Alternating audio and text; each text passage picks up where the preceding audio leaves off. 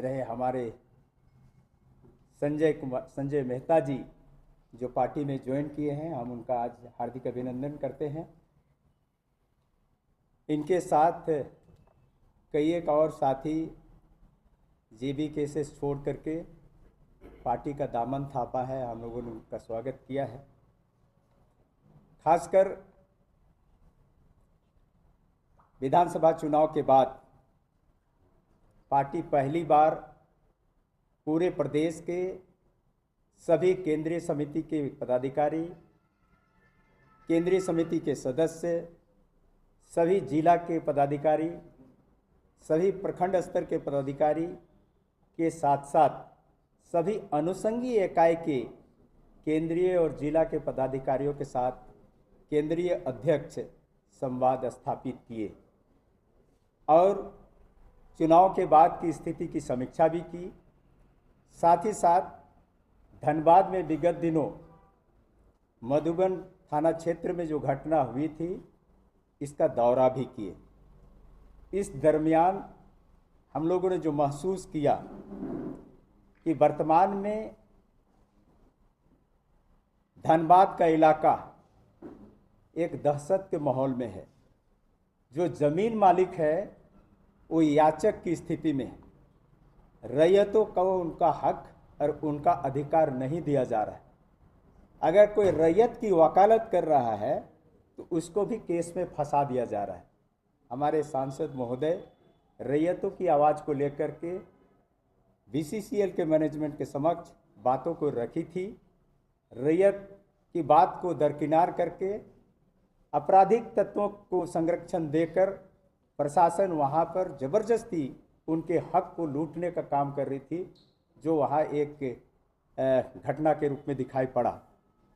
हम लोगों ने कल केंद्रीय अध्यक्ष, सांसद महोदय और विधायक जी कल वहां के सभी पीड़ित परिवारों के साथ मुलाकात किए, घटनास्थल का निरीक्षण किए और स्पष्ट रूप से कल के केंद्रीय सभा में इस बात का तय किया गया कि अब झारखंड में एक नए सिरे से लड़ाई लड़ी जाएगी। जो विस्थापित है उनके हक की आवाज़ को बुलंद किया जाएगा।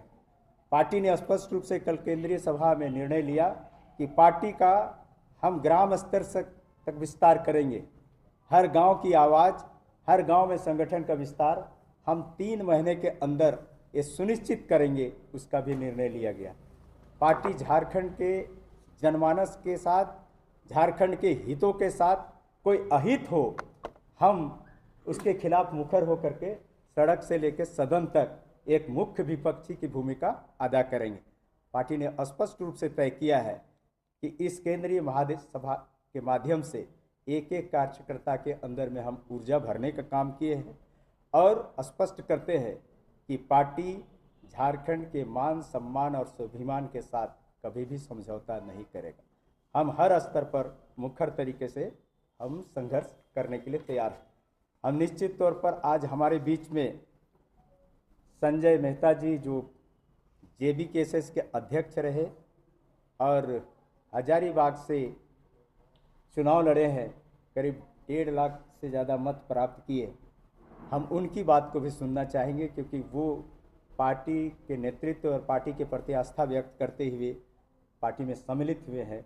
कल ही हम उनका स्वागत किए, हम उनका भी बात सुनना चाहेंगे। के प्रधान कार्यालय में उपस्थित यहाँ तमाम मीडिया बंधुओं का स्वागत करता हूँ, झारखंडी जोहार करता हूँ।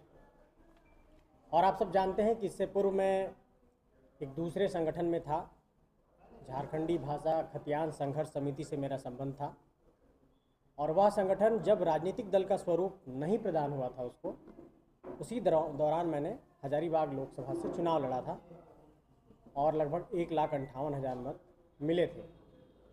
परिस्थितियां कुछ ऐसी बनी कि जिन उम्मीदों के साथ, जिन सपनों के साथ इस पूरे आंदोलन की बुनियाद रखी गई थी, धीरे धीरे वह एक सिंडिकेट में तब्दील हो गया। और मैंने अपने इस्तीफे के दौरान भी इस बात को कहा था कि वो पूरे तरीके से लोकतांत्रिक मर्यादा, लोकतांत्रिक मूल्यों और सिद्धांतों के विपरीत सिर्फ और सिर्फ आक्रोश की बुनियाद पर कार्य करने की कोशिश कर रहे हैं, जिसकी लोकतंत्र में बहुत ज़्यादा स्वीकार्यता नहीं है। इस कारण मैंने अपना इस्तीफ़ा दे दिया था। इस्तीफे के पश्चात हमने झारखंड बचाओ क्रांति सेना समिति संगठन का निर्माण किया था और वह संगठन कोई राजनीतिक दल अभी नहीं हुआ था, वो सिर्फ एक संगठन था। और इस बार के चुनाव में 16 प्रत्याशी मैदान में थे और वो सभी हमारे अब सदस्य होंगे आजसू पार्टी के। कुछ लोगों ने दामन थामा है, कुछ लोग धीरे धीरे आएंगे, कुछ लोग अभी कुंभ के मेले में गए हैं। सवाल ये होगा आप लोगों का कि आपने आजसू पार्टी का दामन क्यों थामा? क्योंकि मेरे राजनीति के केंद्र में, आंदोलन के केंद्र में झारखंड, झारखंडियत, स्थानीयता, विस्थापन, पुनर्वास, नियोजन, यही मुद्दे थे। और झारखंड निर्माण की परिकल्पना को पूर्ण करने में, उसको मूर्त रूप देने में, उसको साकार करने में आजसू पार्टी की एक महत्वपूर्ण भूमिका रही है। आजसू पार्टी झारखंड के मूल भावनाओं का प्रतिनिधित्व करती है। और जब मैंने पूरे झारखंड के राजनीति के केंद्र में टटोलने की एक कोशिश की तो मुझे ये लगा कि सत्ता से बेहतर रास्ता है कि संघर्ष का रास्ता चुना जाए। लोग ये कह सकते हैं कि फिर आपने दिसोम गुरु का रास्ता क्यों नहीं चुना? मैं ये कहना चाहता हूँ कि आजसू पार्टी के पूरे नेतृत्वकर्ताओं की फ़ौज को आप देखेंगे, उनके नेतृत्वकर्ताओं को देखेंगे, तो मैं ये गौर करता हूँ कि वहाँ पर यूथ को, युवाओं को प्राथमिकता दी जाती है। और उसके नेता माननीय सुदेश कुमार महतो जी भी एक युवा हैं, इसलिए हमने आजसू पार्टी का दामन थामा है। केंद्रीय सभा की बैठक हुई धनबाद में, कोलांचल के क्षेत्र में। इसके संबंध में आपको विस्तार से जानकारी दी और हमारे बीच में संजय मेहता जी भी कल पार्टी की सदस्यता इन्होंने सुदेश महतो जी के समक्ष ग्रहण की है, तो इनका भी पार्टी में स्वागत है। देखिए, मैं एक बात बार बार आती है, मैं उस चीज़ को बता दूं। आजसू 1986 से लेकर अगर आज देखेंगे तो 38-39 साल आजसू के गठन को हो गए और एक संघर्ष और इतिहास के थपेड़ों से अपने को कहीं न कहीं, अपना अस्तित्व को बचाती, संवारती, निखारती आजसू जो हमारा संगठन है, ये आगे बढ़ा है। और सबसे बड़ी बात ये भूल जाते हैं लोग कि आजसू के बारे में जब भी हम आकलन करते हैं तो इसका आकलन संघर्ष के आधार पर होना चाहिए, क्योंकि आजसू की स्थापना ही झारखंडी जनता के संघर्ष के लिए हुई थी। और झारखंड आंदोलन में एकमात्र आजसू ऐसा संगठन रहा जिसने चुनावी राजनीति आंदोलन रहते नहीं की। आजसू ने नो झारखंड नो इलेक्शन का नारा दिया, चुनाव नहीं तो झारखंड नहीं तो चुनाव नहीं। और मैं थोड़ा सा बैकग्राउंड में फिर से थोड़ा सा बताना चाहूँगा कि अगर इतिहास में पहली वार्ता हुई और झारखंड को एक समस्या के रूप में केंद्र सरकार ने स्वीकार किया तो 1986 में आजसू के गठन के बाद 1989 तक जो आजसू का एग्रेसिव मूवमेंट रहा, उग्र आंदोलन रहा, उसके बाद 1989 में आपको याद होगा कि राजीव गांधी जी की सरकार थी, बूटा सिंह गृह मंत्री थे, उन्होंने आजसू को वार्ता के टेबल पर आमंत्रित किया। तो इतिहास की और सबसे पहली बार केंद्र सरकार ने झारखंड को एक समस्या के रूप में स्वीकार किया। इसके पहले 63 में जयपाल सिंह जी भी ने उसके पहले काफ़ी अच्छा आंदोलन चलाया। उस आंदोलन को भी हम अपना एक अनुकरणीय मानते हैं और उससे प्रेरणा लेते हैं। लेकिन कांग्रेस ने 1963 में जयपाल सिंह को मंत्रिमंडल में शामिल किया और कहने के आंदोलन को भटकाने का काम किया। 1993 में भी फिर से कांग्रेस ने यह खेल किया और जो गुरुजी शिबू सोरेन ने जो एक बड़ा आंदोलन आगे बढ़ाया और उसके आधार पर सांसद विधायक भी उनके चुनकर आए। लेकिन 93 में नरसिंह राव की सरकार को बचाने के लिए झामुमो का समर्थन ले लिया, लेकिन अलग राज्य नहीं दिया। दो ऐतिहासिक मौके थे 1963 में और 1993 में जब अलग राज्य बन सकता था, नहीं बना और कांग्रेस के कारण नहीं बना। लेकिन 86 से 79 के बीच में आजसू ने जब आर्थिक नाकेबंदी की 72 घंटा की, तब खनिज हमने रोक दिया, कोयला रोक दिया, लोहा रोक दिया, बॉक्साइट रोक दिया, यूरेनियम रोक दिया। तमाम खनिज पदार्थों को हमने जब रोका और बाहर जाने से रोका, तब केंद्र सरकार समझी कि अगर हम इसको रेस्पॉन्स नहीं करेंगे तो आने वाले दिन में झारखंड से बहुत बड़ी चुनौती केंद्र सरकार को मिलेगी।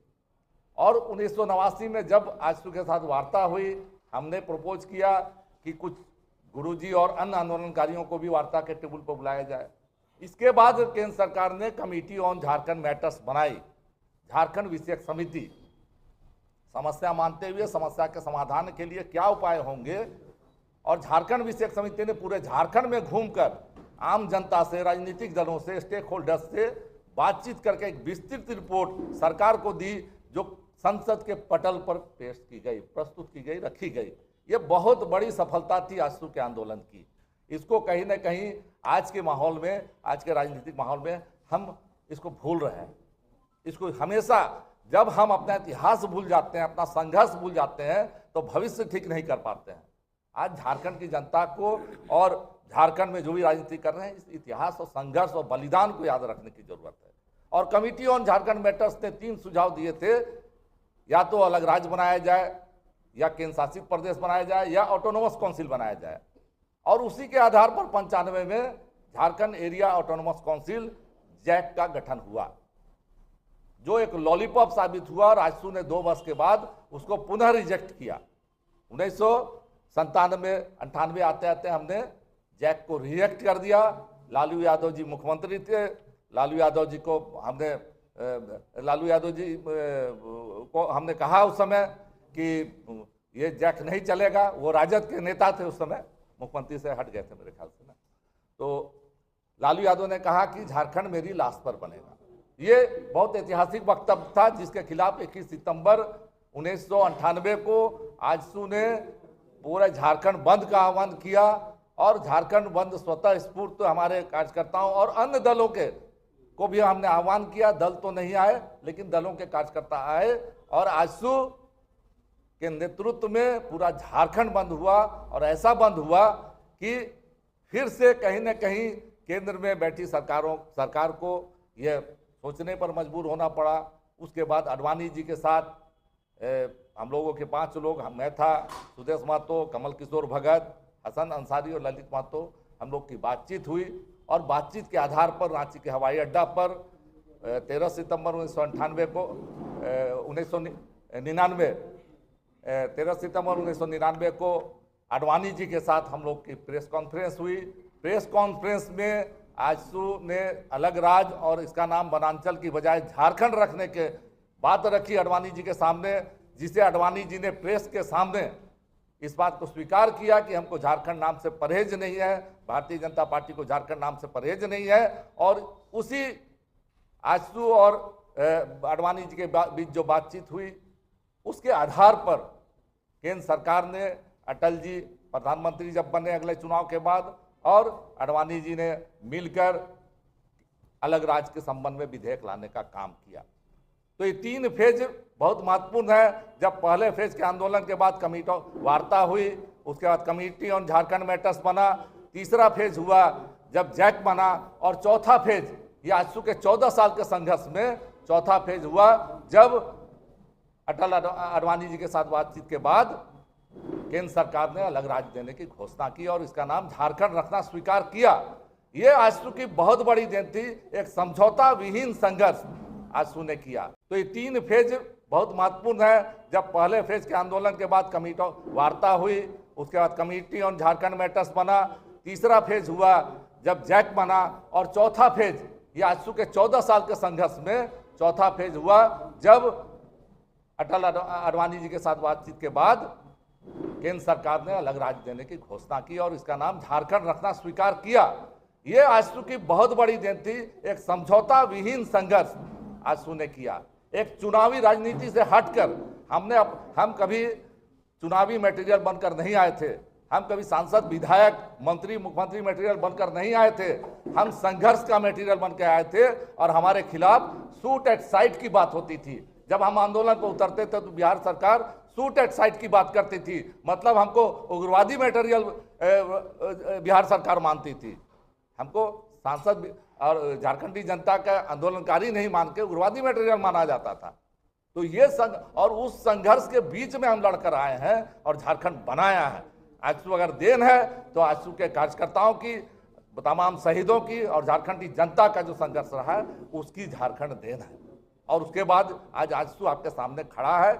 हम फिर से एक नए संघर्ष के लिए कल की केंद्रीय सभा में हम लोगों ने फिर से एक निर्णय लिया है, उसकी तैयारी शुरू की है। और खासकर जो विस्थापित हैं, झारखंड एक बहुत खनन का बहुत बड़ा क्षेत्र रहा है, चाहे कोयला हो, लोहा हो, बॉक्साइट हो, और इसका मुद्दा अभी आज़ादी के पहले से ये चलता रहा। विस्थापितों का मुद्दा, विस्थापितों को कहीं ना कहीं जमीन ले लिया जाता है और जमीन लेने के बाद उनको भीख मांगने की स्थिति में छोड़ दिया जाता है, और जब वो हक मानते हैं तो उनको कहीं ना कहीं अपराधी साबित करने की कोशिश की जाती है। आज हमारे सांसद गिरिडीह सांसद चंद्रप्रकाश चौधरी जब विस्थापितों के साथ खड़े हुए, रैयतों के साथ खड़े हुए, तो वहाँ बीसीसीएल प्रबंधन और जिला प्रशासन और पुलिस ने मिलकर उनके खिलाफ भी यही साजिश रखी कि जो लड़ने गया है उसी के ऊपर दोष मढ़ने का काम करो। आजसू पार्टी अब चुप बैठने वाली नहीं है। हम बीसीसीएल प्रबंधन को भी चेतावनी देना चाहते हैं, झारखंड की सरकार और जिला प्रशासन को भी चेतावनी देना चाहते हैं कि अगर रैयतों के हक में निर्णय नहीं लिए गए तो आजसू पार्टी अपने हक अधिकार के आंदोलन को आगे बढ़ाने का काम करेगी।